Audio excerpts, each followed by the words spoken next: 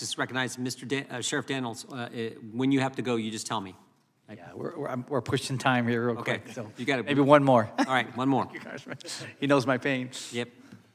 Thank you, Mr. Chairman. Judge Samaniego, I want to address my comments to you and some questions to you as well. Until my election to Congress in November of 2022, I actually was a Texas County judge as well, serving for 6 years in East Texas in Smith County. So I'm very familiar with the limitations of your job and the demands of your job, both in terms of manpower and financial resources to meet the needs of your local county, just like I had to do for 6 years in Smith County. One of the things, though, that I can say is even in East Texas, we recognize that there is a real need to support border security and that there is a crisis on the border. So I'm surprised by your comments here today that would indicate that there's nothing wrong and nothing going on the border out there. I've been out to the El Paso sector as well, so I know firsthand that that's simply not the case.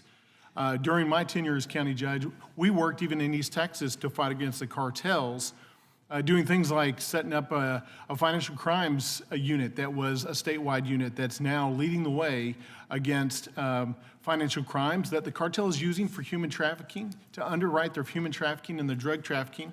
We also, in conjunction with our neighboring counties and several state, local, and federal law enforcement agencies, set up a TAG unit, a Texas Anti-Gang Unit. You guys probably have one in El Paso County as well. And that works against the cartels. So I really am shocked here today that you would really dismiss the concerns of the right side of the aisle and say there's simply not a problem and not a crisis at all. I want to also address the fact that Judge Carruthers is not here today because being the Terrell County judge, she's a good friend of mine. And as county judges, we had lots of conversations about what was going on in Terrell County. And I recall those personal discussions way before I even decided to run for Congress, of her saying, listen, there's times at night when the sheriff will call me and I'm alone in our ranch on that 17,000 acre ranch by myself, and he's calling me to say, there are a large group of individuals that have just crossed the border. You need to be very careful, and you're in a very precarious situation. And she could not sleep well at night because of that.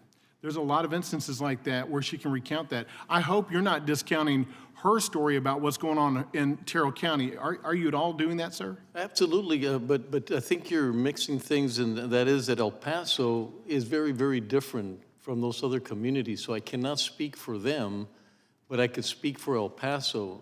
You've got the largest FBI, you've got the largest law enforcement, you've got a lot of conditions that you don't see.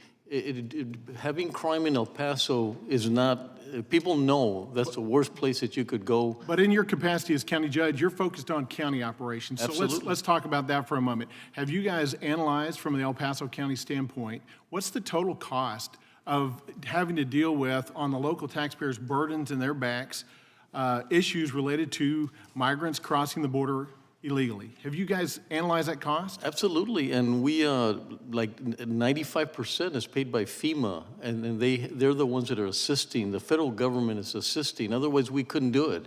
But your sheriff's office, I'm sure, is having to deal with those issues, or are they not? Well, we have not had increases in jails or migrants or related to migrants in our sheriff's office. What percent of your population in your jail are migrants that have come over illegally across the border? Very small.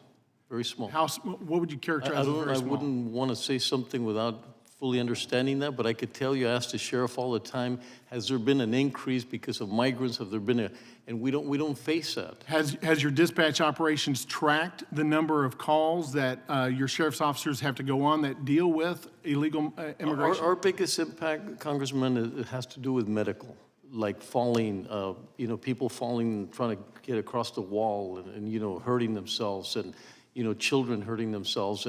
But one of the things that you keep saying that things have changed, but we're not taking into consideration that the world has changed and there's an increase of a necessity to move into the border. So you cannot, it's apples and oranges. When I talk to every single migrant that I talk to, they're having to experience things that they didn't experience last year, or experienced 2 years ago. These are new changes in the world that's creating the increase as well. So it's not fair to say. I understand, but some things don't change, like good fences make good neighbors.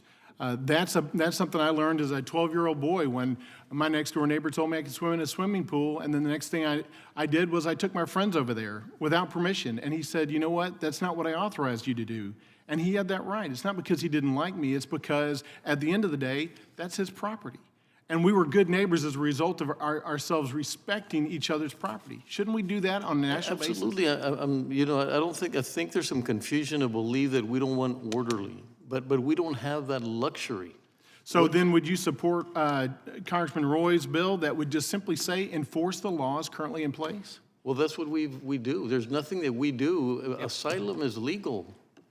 And we deal, the majority of people that come across us through asylum, and that's legal. And there's nothing I can do about that. Thank you, Gentleman Mr. yields back. Chairman. I Thank you, yield. sir. Thank you, Mr. Moran. Thank you, Sheriff, for your testimony, more importantly, for your work that you do in the law enforcement community, and express that same thanks to your